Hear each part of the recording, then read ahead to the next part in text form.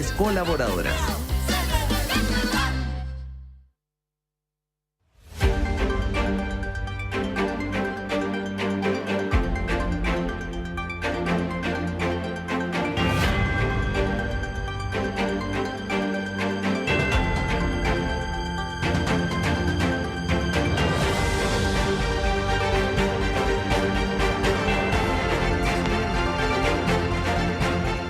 Son las 8:40, continuamos en Radio Análisis. Saludamos a Montserrat Rolano a esta hora de la mañana. Buenos días, Montserrat. Muy buenos días. Y a nuestros panelistas, al director ejecutivo del Centro de Estudios del Desarrollo, Claudio Pérez. Muy bienvenido, Claudio. Muchas gracias, Patricio. Muchas gracias, Montserrat.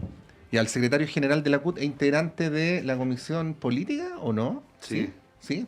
Ya, bueno, quiero que después me reten por estarte ahí. No, la Comisión Política del Partido Comunista de Chile. Política. Don Eric Campos. Bienvenido, Eric. Hola, buenos días. Hola, Claudio. ¿Cómo estás? Hola. ¿Cómo estás?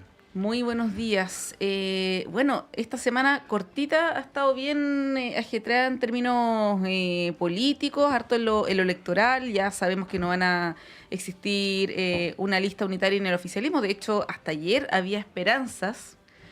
Había algunos, la candidata Jara, desde el gobierno también hubo reuniones. Elizalde trató de interceder, pero fue frustrado este intento. De hecho, hoy en la mañana se inscribe formalmente ante el CERVEL el pacto de los regionalistas verdes, el Partido Humanista, el Partido Popular y otros, porque son varios partidos pequeñitos que van a ir en esa lista.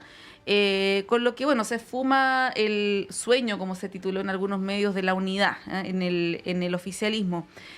Cuando esto ya se concreta, ¿qué les parece, no? Esta noticia que va a marcar la semana, por lo menos para el oficialismo, estas dos listas, una super lista, podríamos decir, con los partidos grandes, no los más importantes, y otra lista con partidos pequeñitos y algunos movimientos también que no son partidos, ¿no? Claudio, ¿cómo lo ves? A ver, yo creo que es un proceso propio de una negociación compleja con muchos partidos. Yo le quitaría dramatismo. ¿En qué sentido? Era bien complejo llegar a una lista única con intereses tan complejos de distintos partidos, algunos más grandes, otros más pequeños. Yo creo que lo importante tiene que ver con que efectivamente se haya logrado los apoyos necesarios detrás de una candidatura presidencial. Después de eso, haber construido una lista unitaria única, completa, yo creo que era el óptimo, por cierto, pero era demasiado complejo. Ahora, electoralmente, dado que se trata de partidos pequeños, mi impresión es que por decirlo en estos términos, el perjuicio electoral que eso pueda ocurrir va a ser mínimo. Habría sido más complejo que hubiesen sido partidos más grandes, con mayor representatividad, lo que estuvieran haciendo esto. Entonces yo creo que no... Como lo que ocurre en la derecha, en el fondo. Bueno, ese mismo punto iba a abordar. Lo que está ocurriendo en la derecha, si hubiese ocurrido acá, habría sido mucho más complejo. Y yo creo que la derecha está en una situación muy compleja hoy día, en términos de poder construir la lista o las listas que terminen construyendo. Pero en el oficialismo me parece que era casi evidente que iba a pasar. Era muy complejo que lograra existir una lista única. Sí, bueno, hay dos maneras de verlo. Ahí te tiro las dos, Eric. Una es quién tuvo la culpa, como si esto fuera como de culpables, ¿no? E inocentes. Pero también hay un factor que plantea Claudio que a mí me parece súper interesante, que es que, por un lado, en los análisis, aquí mismo en la radio, ustedes, otros, señalan que hay que tomar medidas para que nuestro sistema político tenga mayores niveles de estabilidad y vaya en la dirección de construir bloques más amplios y estables, pero por el otro lado el sistema electoral conspira contra eso. O sea, lo que queda demostrado acá es que 9 partidos no caben en una lista, por poner un ejemplo, ¿no? Bueno, sí. En esos dos niveles, ¿cómo lo ves? Yo le sumaría el impacto simbólico que tiene no haber cumplido con una expectativa también, porque, claro, efectivamente desde el punto de vista del sistema político, esta alta fragmentación hace compleja la matemática para llevar adelante decisiones políticas como, por ejemplo, construir unitariamente una lista que permitiera asegurar una representatividad parlamentaria que no o que evite el retroceso legislativo en un periodo donde los relatos de la ultraderecha avanzan. Creo que esa idea era muy potente como plataforma para la candidata, si bien hoy día hay 2 listas, que yo creo que finalmente fue un error, entonces haber planteado con tanta certidumbre que era posible construir una lista, era mejor desde el comienzo haber transparentado que eso no era posible, o sea, esto requería de mucha voluntad política, incluso de renunciar a posiciones de poder para que todos se integraran. De todas maneras, daba la impresión que iba a haber una segunda lista con estos partidos más pequeños, vinculados a la izquierda, que yo creo que la buena noticia dentro de todo esto es que van a estar detrás de la candidatura de Janet Jara y no van a levantar una candidatura como la outsider de izquierda que siempre existen, ¿no? Yo creo que eso es relevante, al menos que Artés junte las firmas, que parece que está cerca, pero uno las logra. Entonces me parece que no es una buena noticia, pero es parte de un partido, de una maratón que va a ser más larga, y que yo espero que entonces se consolide esta idea de que van a haber dos listas, una principal, una más pequeña, ambas relevantes, porque apoyan a la candidatura de Janet Jara. Sí, Eric, despejado el tema de las listas, que ya lo sabemos, surge el tema o los nudos respecto de los nombres de los candidatos, ¿no? Y ahí hay varios nombres, tanto en el oficialismo como en la oposición, que generan ruido, por distintas razones, ¿no? Pero probablemente la más compleja es la situación de candidatos que tienen cuestiones con la justicia, ¿no? Y ahí está lo que ocurre con Miguel Ángel Calisto, el diputado, y con Daniel Jadwe. Los pongo en un mismo saco, ustedes si quieren pueden hacer la división. Ambos tienen acusaciones que son bien graves, por lo pronto ambos por fraude al fisco, ¿no? En el caso de Daniel Jadwe, la Fiscalía está pidiendo 18 años, que es una sumatoria por distintos delitos, y en el caso de Miguel Ángel Calisto está en un proceso de desafuero. Para que haya un desafuero, tú, Claudio, que eres abogado, lo puedes explicar mejor, tienen que haber antecedentes, ¿no? Para que ese proceso, que es largo además, pueda seguir su curso. Ayer la presidenta de Demócrata, la senadora Rincón, dijo se tiene que respetar la presunción de inocencia. Y aquí volvemos a un tema que hemos hablado muchas veces, ¿eh? Que cuando te toca a ti, se defiende la presunción de inocencia, pero cuando es el del frente, se apunta con el dedo, se dice que tiene que caer todo el rigor de la justicia. Es bien cansador, la verdad, este espectáculo que da la política respecto de estos casos, ¿no? ¿Cómo lo ves en esas dos dimensiones? El tema de la presunción de inocencia, cómo debieran comportarse los partidos y también los nombres que están ahí dando vuelta. A ver, yo diría, más allá de lo jurídico, que voy a ir a eso, yo creo que hay una virtud bien importante, que es la prudencia. Y yo creo que eso debiese ser muy necesario, sobre todo en la política hoy día, en los tiempos que tenemos hoy en la política. Me parece que los partidos, tanto el partido de Jadwe como el partido de Calisto, debiesen actuar prudentemente frente a una situación tan compleja como esta. En las dos situaciones es muy compleja lo que hay, es cierto. Hay que defender la presunción de inocencia. Yo como abogado siempre la he defendido. Pero creo que el estándar que se debe pedir y que se debe tener en la política debe ser mayor que lo estrictamente legal. Y yo creo que no es bueno para el sistema político que partidos insistan en candidatura de dos personas que están siendo intensamente investigados por situaciones muy complejas como lo que tiene que ver con fraude al fisco. Entonces, claro, si vamos a hablar de presunción de inocencia, yo te encuentro toda la razón, Montserrat, en lo que tú dices. Hablemos de presunción de inocencia siempre, no cuando nos conviene. Y como eso es complejo, uno apelaría, para la calidad del sistema político, a la prudencia de los dirigentes políticos. Y a mí me parece que un acto de prudencia es que las dos personas que están siendo investigadas por estos antecedentes, uno ya en una etapa más avanzada y otro en la etapa de desafuero, los partidos prudentemente dijeran, es mejor intentar con otros nombres tal vez, que permitan fortalecer la confianza de la ciudadanía en la política. Yo creo que ese es el punto de fondo. Si uno insiste con este tipo de comportamientos, con este tipo de candidaturas, lo único que hace es seguir poniendo en duda la calidad de la política y además poniendo otro antecedente más para que la ciudadanía siga desconfiando más de las élites políticas. Eso yo creo que es lo que uno debiese apelar como dirigencias partidarias. Sí, ahora, muy cortito, desde el punto de vista jurídico, y para que pueda explicar, Claudio, cómo funciona el proceso de desafuero, porque es una cuestión larga. Y claro, se puede apelar, qué sé yo, pero tienen que haber antecedentes concretos. Hemos visto varios casos, lamentablemente, estos últimos años, pero en el caso del diputado Calisto, sin entrar en los detalles, ¿cómo funciona para que nos ilustres? La Corte de Apelaciones ya resolvió el desafuero. Frente a eso hay una apelación que entiendo debiese estarse presentando, si es que no se ha presentado, no recuerdo bien el tema de cuándo fue la notificación de eso, pero queda la instancia que puede conocer la Corte Suprema. Ahora, en eso puede ocurrir todo. Puede ocurrir que la Corte ratifique lo que resolvió la Corte de Apelaciones o que derechamente no acoja el desafuero. Esos son escenarios distintos. Y ahí hay un punto importante, pero yo creo que más allá de lo estrictamente jurídico, como decía anteriormente, que hay un procedimiento que seguir, que es distinto a la etapa en la que está Jadwe, completamente distinto, uno debiese esperar que se actuara atendido que, a mí me da la impresión que si la Corte de Apelaciones ya resolvió algo, hay que esperarlo de la Corte Suprema. Por cierto, eso entiendo no va a estar para el día lunes. Entonces, esa es la situación compleja. Pero uno apelaría a la prudencia que debiese tenerse desde las dirigencias partidarias para enfrentar candidaturas como las que están ocurriendo. Sí. Don Eric, teniendo en consideración que el diputado Calixto y el exalcalde Jadwe están siendo acusados por el mismo delito, ¿no? ¿En tu consideración se les debería aplicar la misma vara a la hora de ponderar lo que señala Claudio? Sí, yo desconozco la situación de Calixto, pero conozco la situación de Daniel.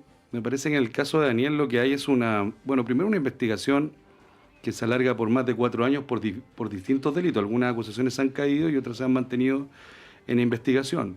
Todo en un contexto, esta cuestión no solo una discusión de principios que están en medio del vacío, ¿no? Acá hay un contexto político que da cuenta además de una fiscalía y un poder judicial que en el último tiempo ha demostrado que tiene niveles de, no sé hasta qué punto, pero niveles importantes de corrupción, de medidas que han tomado para favorecer situaciones políticas. Yo creo que en el caso de Daniel aún no se despeja si varias de sus acusaciones o de iniciativas o de acciones o de trámites judiciales que se han hecho respecto de él responden a maniobras políticas. Me parece que una lista parlamentaria da cuenta de un elenco que los partidos quieren llevar adelante. Yo tengo la impresión que en el Partido Comunista vamos a correr el riesgo de que eventualmente, producto de algún procedimiento, se caiga esa candidatura, pero me parece que es relevante que Daniel Jadwe sea parte, componente esencial de nuestra lista parlamentaria por lo que representa, por la adhesión ciudadana que él tiene y porque hasta ahora, como bien se ha señalado acá, es inocente. Lo que está claro es que él no se lleva un peso a sus cuentas corrientes, por lo tanto me parece que hay que ver cómo evoluciona el proceso judicial y hay que evaluar si hasta dónde es posible técnicamente, desde el punto de vista del procedimiento, levantar esta candidatura. Si el procedimiento lo permite, yo creo que tiene que ser candidato. ¿Y ahí eso aplica a todo evento? O sea, digo, si no fuera Jadwe y fuera otro el nombre. ¿En el caso del partido? Sí, o sea, digo en general. O sea, yo estoy hablando del caso de Jadwe. Es que yo creo que en esto Jadwe es un caso... Es que esa es la pregunta, si estamos hablando de principios de carácter general o si estamos hablando de que con Jadwe debe haber otro tipo de consideración. Yo estoy hablando de que el caso de Jadwe es evidente que tiene... O sea, la justicia tiene que dictaminar si él es o no culpable de varios de los delitos que se le acusa. Lo claro es que ha habido maniobra para que Daniel esté preso más tiempo del que corresponde, para que incluso ahora se activa justo una acusación previo a la inscripción de candidatos, o sea, al menos que las casualidades existan, me da la impresión que hay maniobra política en este caso para evitar precisamente que no sea candidato. Ya, ahí Claudio, no sé si tienes algún comentario, porque claro, una cosa es el fraude al fisco y otra cosa es el enriquecimiento ilícito, que en este caso no es algo que se le está imputando a Daniel Jadwe. De hecho, hay otros casos de corrupción municipal donde se habla de fraude al fisco, pero que no tiene que ver con que una persona se haya llevado la plata para la casa. Y lo otro, las críticas a la fiscalía, ¿cómo las evalúas? Porque hay fiscales, por ejemplo, el fiscal Armendáriz, que está también en la cabeza de esta investigación, se le ha criticado por la derecha y por la izquierda. Entonces ahí cuesta creer que haya un fiscal que esté operando, digamos, para desfavorecer a un sector y al otro al mismo tiempo, ¿no? A ver, yo no tengo antecedentes de que exista persecución política. No tengo ningún antecedente de aquello. Y yo siempre he señalado en varios programas en esta radio que a mí me parece que la forma responsable, sobre todo de la dirigencia partidaria, es respetar las instituciones que existen para investigar los delitos, lo cual no significa que no se pueda cuestionar si ha habido algo incorrecto. pero lo que digo es que eso debe hacerse con mucha prudencia, y por eso insisto mucho en la prudencia que uno tiene que tener, porque son instituciones con autonomía, son los que investigan los delitos, el Poder Judicial, el Ministerio Público, y uno no debiese estar pensando en que justo cuando le toca a uno hay una mala intención. Uno debiese también, y yo creo que por eso, Patricio, tu pregunta también tenía que ver con eso, si este era un criterio general o un caso particular. Yo creo que en esto uno no debe actuar con casos particulares. Y como no debe actuar con casos particulares, lo que debe establecer es un principio general.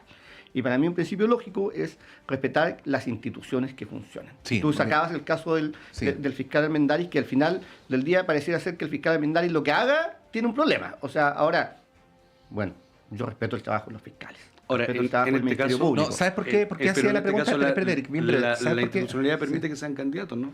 Sí, pero ¿sabes por qué hacía la pregunta? Porque yo hace 2 días en mi comentario fui muy crítico con la manera en que el Partido Republicano se relacionaba con Claudio Crespo, ¿no? Ojo, no estoy homologando a Claudio Crespo con Daniel Jadwe, por favor, para nada. Lo que estoy diciendo es lo siguiente. En la proclamación, perdón, no fue Partido Republicano, fueron los libertarios. En la proclamación de Johannes Kaiser, ¿no? Claudio Crespo fue ungido como embajador libertario, ¿no? En ese caso, Eric, podría eventualmente argumentar Johannes Kaiser que lo proclaman como embajador libertario. Bueno, para quienes no se acuerden, Claudio Crespo acusado de cegar a Gustavo Gatica, ¿no? El Partido Nacional Libertario podría argumentar que lo unge porque les asiste el principio de la presunción de inocencia. Y la convicción de que es inocente. Claro. Hago el ejemplo, ¿no? Para poner 2 casos que están ocurriendo simultáneamente. E insisto, no estoy diciendo que sean lo mismo, pero estoy hablando en nombre de los mismos principios, ¿no? Solo para cerrar la idea Sí. anterior, respecto de lo que he dicho respecto al Ministerio Público. Ahora, lo que sí es cierto es que todo lo que hemos sabido en varias ocasiones por filtraciones que se están investigando todavía, que si vinieron del Ministerio Público, son cosas gravísimas que también deben investigarse. Es decir, el Ministerio Público hay que mirarlo con atención en cuanto al respeto del trabajo que hacen para investigar los delitos, pero también respecto a los casos que hemos conocido durante los últimos meses de filtraciones. Sí, po. Entonces también hay que poner ojo en esos asuntos. O sea, no estamos diciendo que las instituciones de la República En ningún sean caso. impolutas, ni que haya En ningún caso. sujetos falibles y todo pero bueno. No, y el fiscal Cooper, además, que ha sido Pa- cuestionado como un ejemplo. O sea, estamos haciendo el ejercicio para ir precisando los Sí. puntos Sí, de sí, vista, sí. ¿no? Sí. Ahora, respecto al Partido Nacional Libertario, que no tiene nada ni de nacional ni de libertario, me parece que ellos están enfrentados a una... O sea, yo creo que ellos están confrontados frente a la sociedad a un debate ético, porque ellos son un partido que reivindica a los violadores de derechos humanos. O sea, su presidente acaba de presentar un proyecto de ley que en los hechos es una ley de punto final, ¿no? Incluso habla de manera que en otros países no se aceptaría, de presuntos detenidos desaparecidos. Ujú.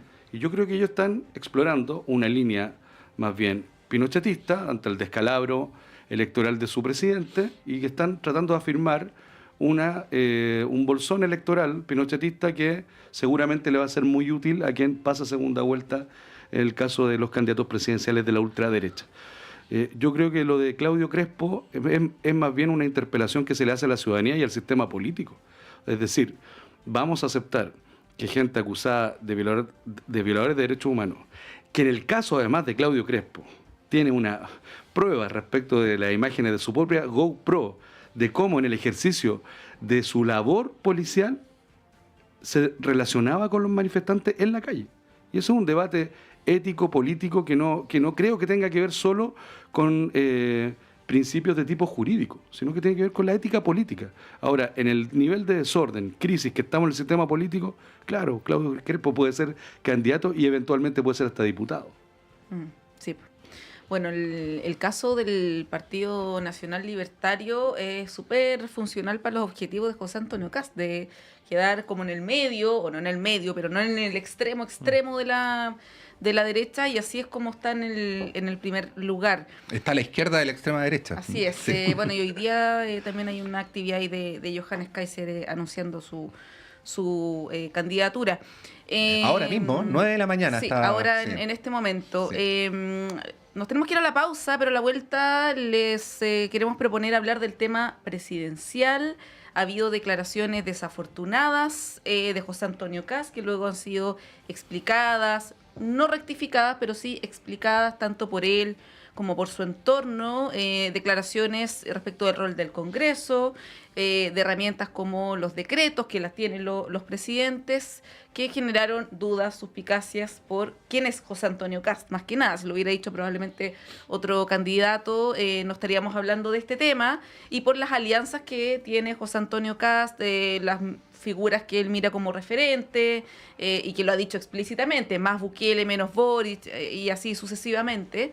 Y también ha habido declaraciones que han enredado a Janet Jara, ¿no? Que también hay que analizarlo en su propio mérito. Son las 9 en punto de la mañana, hacemos un breve corte y volvemos en unos minutos.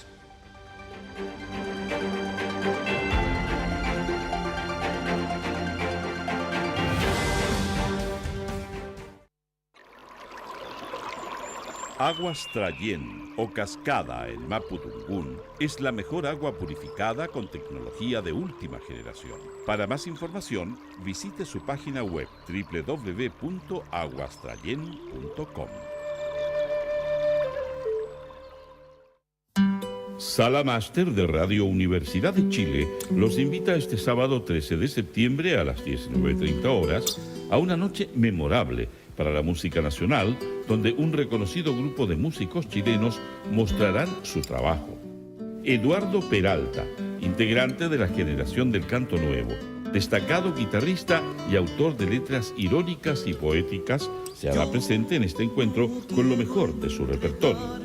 Por su parte, Patricio Liberona vuelve a compartir su música en un escenario en vivo, mostrando su obra. También será presente Francisco Villa, con su reconocido compromiso y con 40 años de lucha desde la poesía y el canto. El músico Diego Díaz homenajeará a Silvio Rodríguez y también podremos disfrutar los sonidos y letras de Rodrigo Núñez junto a Guillermo Moreno. Les invitamos a Canto Nuevo, un encuentro de músicos chilenos en Sala Máster. Sábado 13 de septiembre, 19:30 horas. Entradas disponibles en Portal Tickets. Más información en www.salamaster.cl.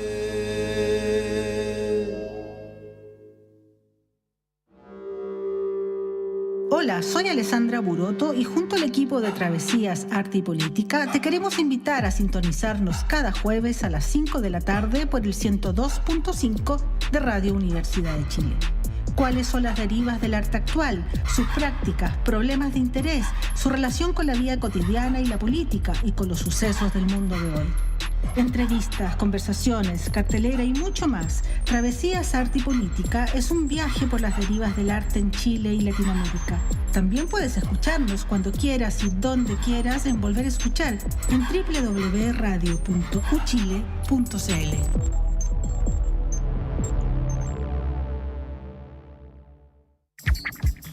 Los temas que importan en educación ya están en el aire.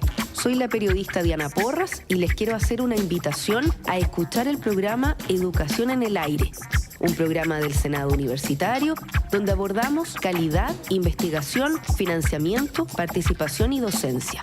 Estos son los pilares que transforman nuestra educación y queremos que tú seas parte de esta conversación. Todos los martes a las 18 horas en el 102.5 FM y radio.uchile.cl.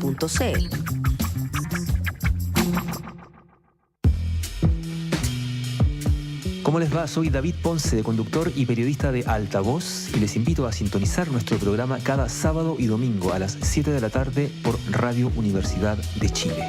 Una hora de noticias y estrenos por Altavoz, con más volumen para la música chilena por el 102.5 FM y por la señal de radio.uchile.cl.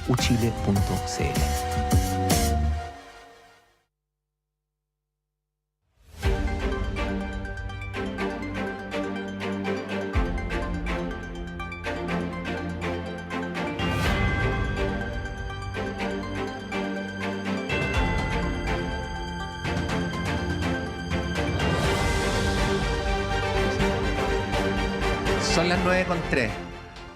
Oigan, a los que insisten en que yo comparé a Claudio Crespo con Daniel Jadwe, quedó clarísimo. dije 3 veces que no lo estaba comparando. Lo digo de nuevo, ya, por si Aquí lo certificamos. Sí, era otro el punto, ¿no? Estábamos tratando de precisar los argumentos. Pero bueno, vamos a ir al tema de la presidencial, porque está lo que planteábamos antes de la pausa y también en parte lo que conversamos durante la pausa, y que tiene que ver, partamos con lo de Janet Jara, si te parece, Eric, con lo que está ocurriendo con la candidatura. Voy a repetir lo que le dije a Daniela Serrano, la capacidad que uno tiene de decir cosas nuevas es limitada, como en todos los casos, y que es lo siguiente, ¿no? Por un lado, independientemente de lo que uno opine sobre el punto, en los últimos 3 días ha habido 3 momentos en los cuales Janet Jara ha tenido que explicar o precisar situaciones vinculadas con sus posiciones, ¿no? 2 con el programa de primera vuelta y una con la posición sobre los retiros, ¿no? Y por el otro lado, esta percepción de estancamiento, ¿no? Yo por mientras lo menciono como una percepción. Hay una encuesta reciente que habla de baja.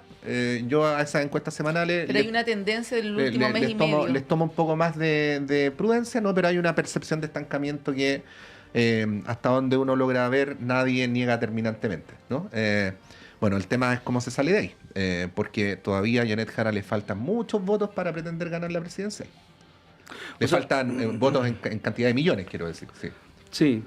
Bien, yo creo que evidentemente que el resultado de la primaria le dio una revitalización a una posibilidad que se creía perdida, ¿no? Que es posible ganarle a la derecha en segunda vuelta. Me parece que esa energía de la primaria se ha ido perdiendo un poco en el último mes. Creo yo que el hecho, y lo conversábamos un rato, poner de acuerdo a 9 partidos, sus equipos, relatos principales, pueden llevar a perder la brújula desde el punto de vista de la narrativa. En mi opinión, todavía estamos a tiempo de no solo ordenar el equipo, sino que también ordenar una agenda social de cambio. Hoy día con la CUT vamos a ir a entregarle a la candidata una serie de medidas que en nuestra opinión pueden ayudar a no solo revitalizar la economía, sino que también a respetar derechos laborales. Y creo que la candidata Janet Jara, más que ella como candidata, no voy a decir yo desde la radio lo que tiene que decir, sino que la coalición tiene que retomar una narrativa más vinculada a las transformaciones sociales, hacerse cargo de los problemas concretos que tienen que ver con la seguridad, el crecimiento económico, los derechos sociales. Creo que ahí Janet es una muy buena vocera de aquello, además ha demostrado tener habilidad política para implementar reformas, y yo creo que tiene que retomar ese camino, y no me cabe duda que lo va a hacer. Ahora, claro, expuesto como candidatos y candidata presidencial a tanto foro, siempre uno corre el peligro que le recorten justo esa frase que es llamativa desde el punto de vista mediático y que construyen opinión pública. También el candidato de la ultraderecha, José Antonio Kast, ha tenido también ese desacierto, que en el caso de él más que desacierto hablan también de sus convicciones, porque Janet tendrá que dar cuenta de opiniones del pasado, pero Kast tiene que dar cuenta de sus opiniones del presente, sobre, por ejemplo, el rol del Parlamento como componente fundamental de un sistema democrático como el nuestro. Sí, pero antes de pasar a Kast, Claudio, yo me acuerdo acá, las primeras semanas después de que ganó Janet Jara la primaria, tú hablabas de que ella tenía un potencial de crecimiento bien importante, y no es por desmentirte, pero lo que hemos visto en los últimos 45 días es que eso, claro, subió casi el 40%, 38%, y después se ha mantenido bordeando el 30%, digamos, ¿no? En distintas encuestas, no solamente en la encuesta CADEM. Eso es lo primero. ¿A qué lo atribuyes? Luego, ayer escuchaba una opinión de Tomás Duval en un canal de televisión, que él planteaba que Janet Jara está teniendo prácticamente o los mismos problemas que tiene o ha tenido Evelyn Matei, en términos del programa, del comando y del relato también. Y que eso, a él le parece que eso la tiene en esta situación de estancamiento. Y una tercera pregunta, tercer elemento, lo de restarse de los debates, de los foros, tiene mucho sentido, ¿no? Esto de hacer un trabajo territorial, de viajar por Chile, que además los otros candidatos le llevan ventaja en eso, porque llevan mucho tiempo siendo candidatos, Matei y Kast. Pero por otro lado, igual le quita exposición, o sea, ver, por ejemplo, el foro de Icare, por decir algo, y ver a solamente los candidatos de derecha, estos son como cajas de resonancia, o sea, lo que diga la candidata se amplifica a través de los medios de comunicación y eso ya no lo va a tener, ¿no? ¿Cómo ves también esa estrategia de dejar de asistir a estos debates? A ver, son varias cosas. Sí, Yo diría lo varias primero cosas. es que ya 1 mes y medio de haber ganado una primaria, pasa algo que a mí me parece súper natural en las candidaturas. Un impulso inicial que genera una inyección de energía, empieza ya a ponerse en equilibrio con el contexto político que empieza a ocurrir. Ya no solamente es suficiente ganar una primaria, sino que ahora efectivamente hay que ir a las propuestas, hay que ir a los contenidos, hay que ir a los equipos. Y en eso yo diría que, a ver, es 1 mes y medio, el tiempo es corto de hacer campaña, pero todavía está en el proceso de ajustes que hay que hacer. El programa formalmente, para efectos de la inscripción, se inscribe el día lunes. Y efectivamente va a haber que mirar con mucha atención lo que hay ahí en esos ejes programáticos, las prioridades que se va a poner desde la candidatura de Jara. Y eso siempre es complejo, porque evidentemente antes de la primaria había una sensación de que esto era muy complejo, de ganarle a la derecha.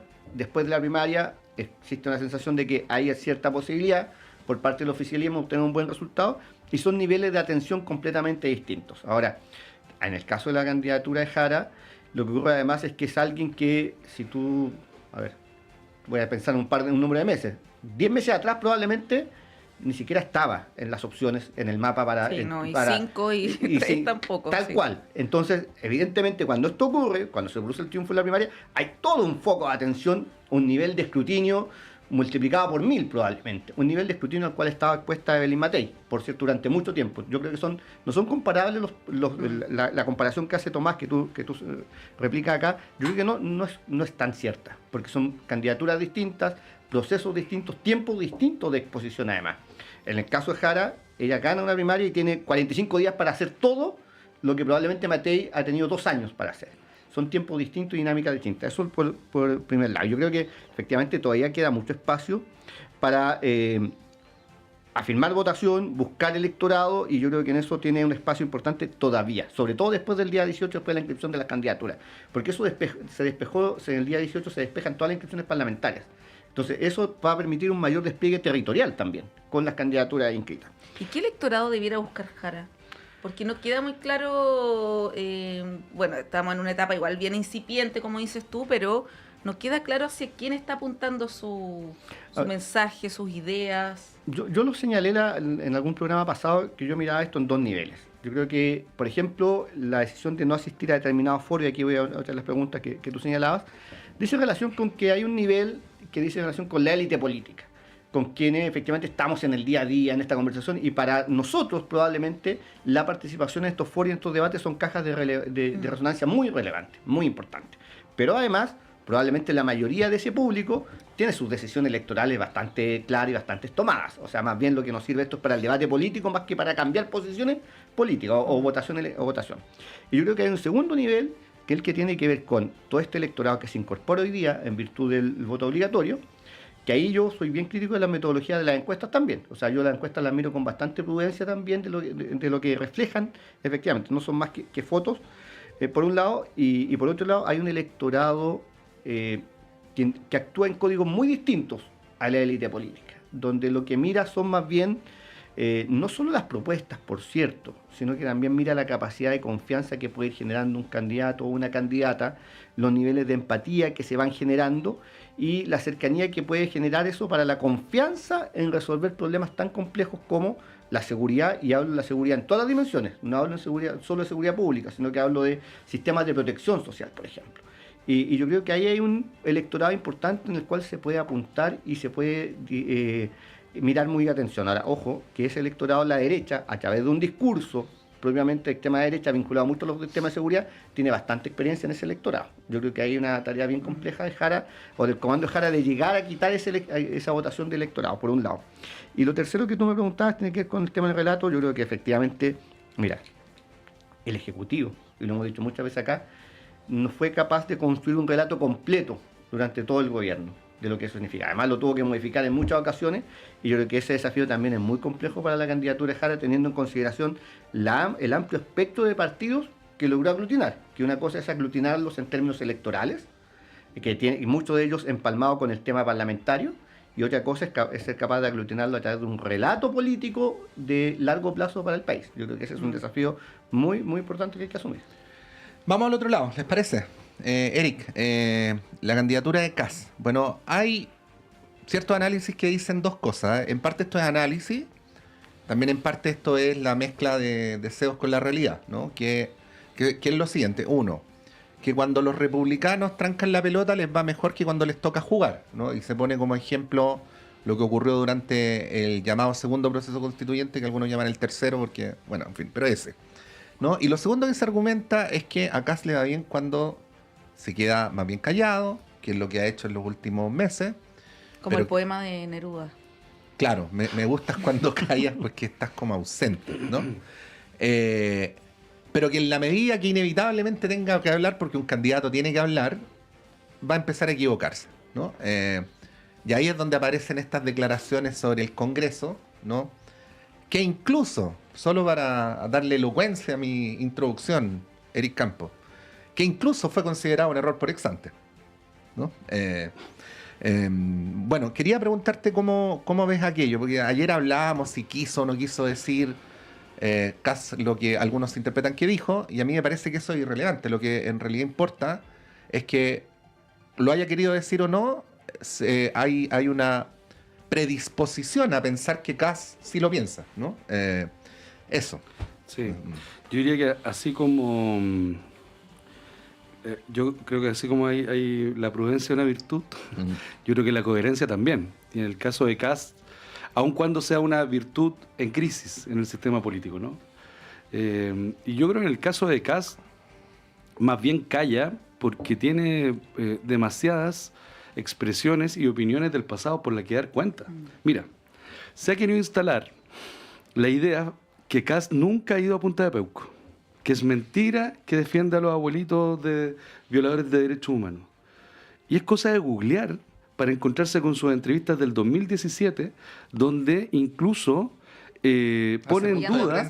Punto de prensa el día domingo afuera de... No. Absolutamente, sí. Pero además donde incluso relativiza la culpabilidad de Mikhail Krasnov, que está recontra rematado en la justicia respecto de las condenas por violación de derechos humanos. Entonces a mí me parece que acá también el progresismo, la izquierda, los sectores democráticos tenemos que hacer pedagogía política. Yo creo que Kast tiene ese techo, además el techo de la segunda vuelta. Ahora, la pregunta es cómo se va a comportar estos 6 millones, 5 millones de nuevos votantes que, como bien se señalaba acá, más bien tienen, al parecer, yo no soy investigador, pero tienen adhesión más bien emocional a las candidaturas que racional desde el punto de vista de sus plataformas. No hay gente que vote por plataforma. En general nadie vota por plataforma, incluso ya ni siquiera se habla de programa de gobierno, ya se están hablando de medidas. O sea, hay una crisis respecto de los contenidos de la política pública que es peligrosa, y en el caso de Kast lo es aún más por sus declaraciones anteriores, porque yo creo, tengo la convicción, que el verdadero Kast es ese, ¿no? Un Kast que le parece mucho más atractiva una figura vinculada a Bolsonaro, que hoy día está siendo investigado y casi preso por golpista, que le parece muy atractivo la figura de Milei, que hoy día tienen en crisis económica a Argentina, más allá de la macroeconomía, o sea, la gente de Argentina se está muriendo de hambre, y que la pregunta entonces, ¿cuál va a ser el sello, por decirlo de alguna manera, cuál va a ser el sello facho de Kast?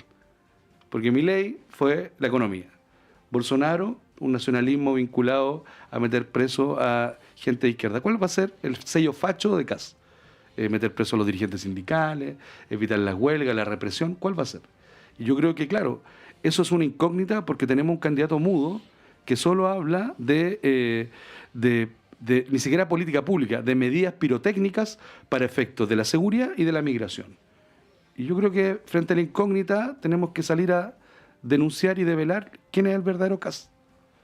Sí, esto no lo voy a decir en defensa de nadie, pero la estrategia de Kast ha sido todos los lunes entregar propuestas en distintos temas que igual han salido de la seguridad. Ha hablado de infancia, de la crisis de natalidad. Todos los lunes sale con una serie de propuestas en distintos temas. Ahora, Claudio, es interesante lo que dice Eric, porque todos sabemos quién es Kast. O sea, lleva 8 años, no sé cuánto tiempo siendo candidato. Sabemos lo que piensa, sabemos que dice pronunciamiento militar, presidente Pinochet. Todo eso ya lo sabemos, ¿no? y aún así está punteando en las encuestas. Y la pregunta que surge es si es que eso realmente es relevante, el tema, por ejemplo, del pinochetismo, ¿no? Cuando Evelyn Matei da esta entrevista en Radio Agricultura y habla de las muertes inevitables, no bajó en las encuestas en las semanas posteriores, empezó a bajar cuando adoptó una actitud más beligerante, cuando mandó a callar a la vocera, otro tipo de cosas, ¿no? Cuando se le vio más errática. ¿Cómo lo analizas ahí? Porque, claro, Kast, sabemos quién es y ahí no hay mucha novedad. Lo que sí uno extrañaría es que, así como a Jara se le va a preguntar por Venezuela, que ya haya entregado su opinión 500 veces, acá se le vaya a preguntar por Krasnov, por ejemplo, ¿no? O por Punta Peuco, claro. Pero bueno, eso ya es harina de otro costal. ¿Cómo analizas el tema de Kast, su vínculo con el pinochetismo, autoritarismo, y que siga teniendo una adhesión que Eric dice que tiene techo? A ver, voy a tratar de ser bastante claro, o sea, más pedagógico, y tal vez me tome un poquito más de tiempo para poder explicarlo, porque a mí me pasa lo siguiente, que yo creo que para quienes creemos profundamente en la democracia, hay mínimos que no se pueden sobrepasar. Democracia, respeto a los derechos humanos, por ejemplo. Y uno lo cree por convicciones bien profundas, ¿ya? Y por eso lo que, por ejemplo, cuando se relativiza el tema de las violaciones a los derechos humanos, a mí me parece que eso es gravísimo, gravísimo. Cuando se relativiza la importancia y el rol del Congreso Nacional como espacio de deliberación democrática, a mí me parece que eso es gravísimo. Son señales muy malas para la democracia. Y uno como defensor de las instituciones políticas, de los partidos políticos, de la deliberación democrática, creo que son líneas que uno no tiene que dejar pasar, por un lado. Ahora, lo que sí es cierto es que tenemos un problema de calidad de la política y de falta de construir acuerdos que producen una deslegitimidad del Congreso Nacional, de lo cual yo en ningún caso deduzco que hay que relativizar la importancia del Congreso Nacional. Me parece que ya me explico bastante claro en eso. Creo que es una institución demasiado importante y fundamental para la democracia. Yo soy de los que cree que sin partidos no hay democracia. Y sin un Congreso Nacional no hay democracia. Y con Congreso Nacional débil y con partidos políticos débiles, la democracia está en peligro. Eso por un lado. Pero yo creo que lamentablemente la situación en la que está el país hoy día en cuanto a confianza en las instituciones hace que para un ciudadano común y corriente, con lo cual estoy diciendo que probablemente los que tenemos estos niveles de convicciones no estamos en ese gran grupo de personas, esos temas empiezan a ser irrelevantes. Y yo creo que eso es gravísimo para la democracia. Porque efectivamente pareciera ser, a la luz de los resultados de las encuestas, incluso en los resultados electorales, que aun cuando personas piensen cosas como las que yo considero que son completamente gravísimas, la ciudadanía no produce ningún impacto en la baja de la encuesta. Ya, el tema es cómo se reacciona frente a eso, Claudio, Eric, porque querías terminar la idea. Sí, solo para terminar la idea. Yo creo que efectivamente ahí lo que supone es que debe existir una afirmación y reafirmación por parte del sistema político de principios básicos para la convivencia democrática. Y eso tiene que transmitirse de forma rápida y eficiente. Ahora, pero hay un tema más complejo para el cual yo no tengo respuesta, que es que la democracia tiene que mejorar la calidad de vida de las personas. Tiene que mejorar las condiciones de vida de las personas. Cuando la democracia no disminuye desigualdad, cuando la democracia no es capaz de otorgar mayor seguridad en temas de protección social y seguridad pública, lo que ocurre es lo que estamos viendo hoy día, que discursos tan graves como negación de los derechos humanos, relativización de la importancia de los espacios de democracia, a la ciudadanía no le importa, porque hay una ciudadanía o un sector que empieza a estar disponible a sacrificar libertades personales en pos de seguridad, que es lo que habíamos visto en Bukele. Sí. Eso es lo gravísimo. Ahora, para eso, la verdad es que yo no tengo la varita mágica. No, la respuesta no existe, porque de hecho no hay ninguna democracia que haya terminado por resolver este problema claramente, pero lo que menciono simplemente es, uno podría decir, esto es tan grave que independientemente de si hay gente que no lo entiende, con mayor razón hay que seguir señalándolo, ¿no? Reivindicar la defensa irrestricta de los derechos humanos. Yo creo eso. Pero hay otra opción, que es sumarse, aunque uno no diga que lo hace, a la corriente. O sea, voy a poner dos ejemplos. En la semana previa a las primarias, día lunes de esa semana, entrevistamos acá a la senadora Fabiola Campillay. Y la senadora Campillay dijo algo como crítica, pero que como hecho es irrefutable, que es que durante los debates de las primarias del oficialismo no se habló en ningún debate de derechos humanos. En ninguno. Y para su mala suerte, justo la última candidata en venir fue Carolina Toá y se lo preguntamos, ¿no? Entonces, menciono eso como un punto. Una opción podría ser, bueno, si a la gente no le interesan los derechos humanos, entonces no hablemos de derechos humanos, ¿no? Y lo otro, a confesión de parte, relevo de prueba, es la propia candidata Jara quien ha dicho que durante su gobierno el tema de la seguridad va a ser el tema prioritario, ¿no? Lo cual es completamente legítimo. Simplemente lo expongo como para decir que una manera de enfrentar el dilema que plantea Claudio es decir, bueno, si las cosas son así, acomodémonos, ¿no? Bueno, hay una filósofa, Araujo, ¿puede ser? ¿Sí? Katia Araujo. Sí, Sí. que el otro día señalaba que, en el fondo, claro, el cerco discursivo o los ejes del discurso de derecha han desbordado el relato público, ¿sí? Y eso nos afecta a todos. Tanto así que tenés al progresismo hablando sobre la agenda de la derecha, que no es exclusiva de la derecha en materia de tema, pero que es básicamente lo que ellos señalan. Me parece que, claro, que estamos enfrentando una crisis terrible de vaciamiento de sentido respecto de cuáles son esos ejes que construyen la civilización. Pues, en el fondo es, ya a la gente no le importan los derechos humanos si está pasando hambre. O sea, a la gente, digo, a los sectores estos más despolitizados. De hecho, varias encuestas señalan, peligrosamente, que no valoran la democracia porque encuentran que es un sistema político que no le resuelve sus problemas. Y a eso súmale, además, que hay una élite empresarial que viene resolviendo mundialmente sus problemas de acumulación de riqueza a partir de apostar por proyectos autoritarios. Y que son proyectos autoritarios que, en definitiva, lo que vienen haciendo en distintas expresiones es terminar con aquellos pequeños derechos sociales que impiden la acumulación. Y yo creo que en Chile el gran empresariado ya hizo sus opciones. De hecho, mandó una carta, o sea, no es ideología, escribieron una carta al Mercurio, uno de ellos incluso se pasó a una candidatura presidencial, ya tiene sus opciones. A propósito de los foros, que no tiene ningún sentido que sigamos yendo a foros que incluso en los últimos días se estaban convirtiendo en verdaderas barras bravas de los grandes empresarios. Entonces, creo que tenemos un problema, volviendo al centro de la pregunta, sí. Tenemos un problema porque yo creo que está en crisis la legitimidad de la democracia porque se está vaciando de sentido para quienes votan. Y esto, bueno, o sea, hay razones sociológicas de fondo, 30 años de despolitización de la sociedad chilena, no solo en su formación escolar, sino que también en el debate público, y que hoy día quizás estamos asistiendo a la expresión de esa crisis. Y la vamos a ver en las próximas elecciones.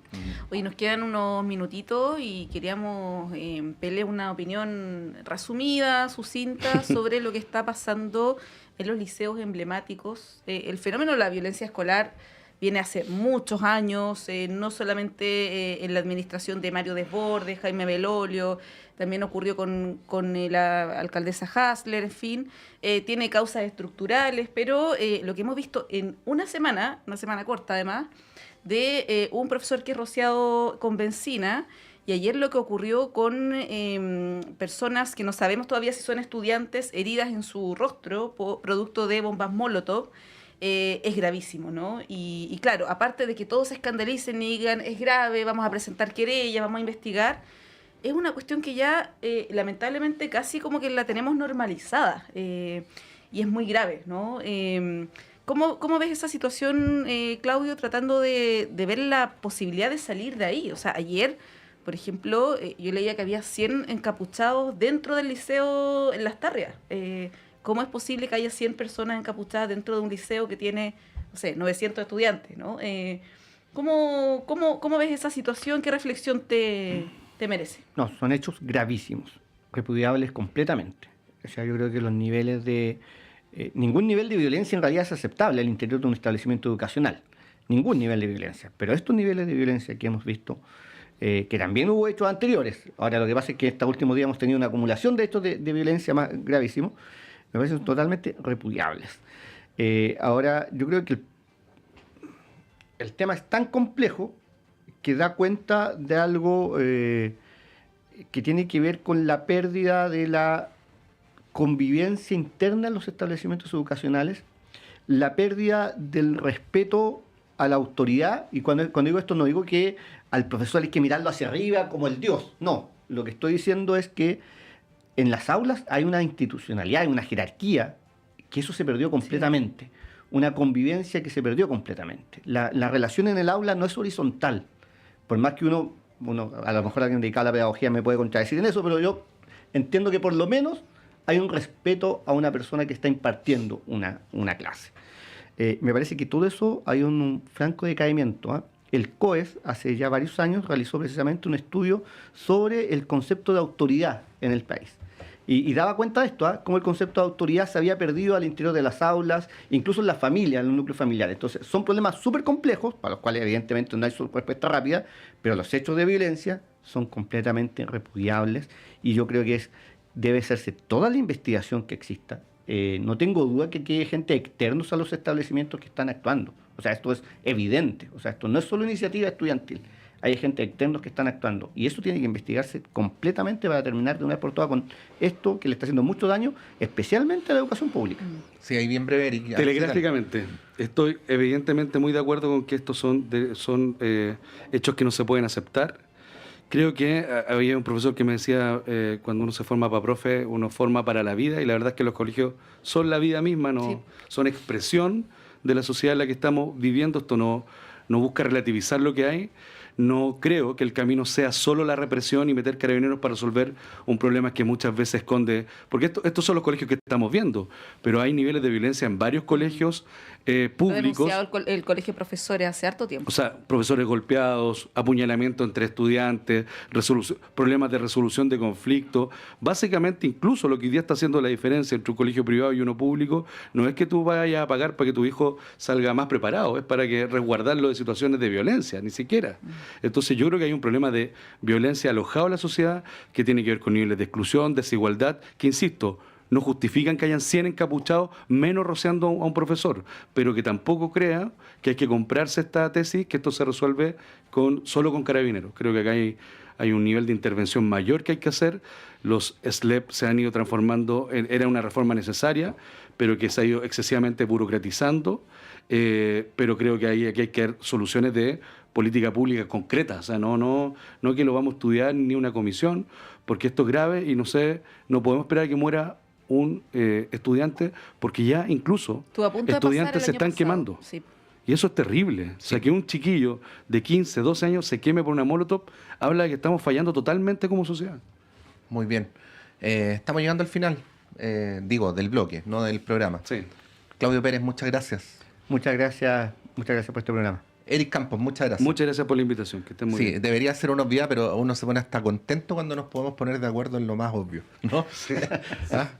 Antes uno lo daba por sentado, ahora uno hasta se pone contento. Bueno, vamos a ir un breve alto y a la vuelta está Claudio Medrano con ustedes con una muy interesante entrevista.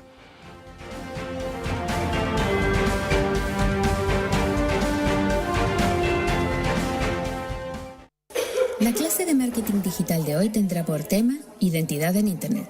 Cómo agregarle valor a tus contenidos en redes sociales. Yes. ¿Sabían ustedes que sus perfiles en redes sociales no son suyos? Ah, ¿no? No, porque la red social solo se los presta. Y si se van de ella, el contenido se pierde. ¡Cha! Sí.